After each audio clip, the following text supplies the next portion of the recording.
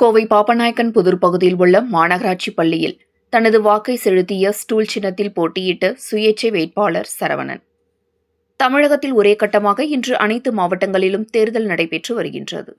இந்த நிலையில் கோவை மாவட்டம் பாப்பநாயக்கன் புதூர் பகுதியில் உள்ள மாநகராட்சி பள்ளியில் கோவை வடக்கு தொகுதியில் ஸ்டூல் சின்னத்தில் போட்டியிட்ட சுயேட்சை வேட்பாளர் சரவணன் தனது வாக்கை செலுத்தினார்.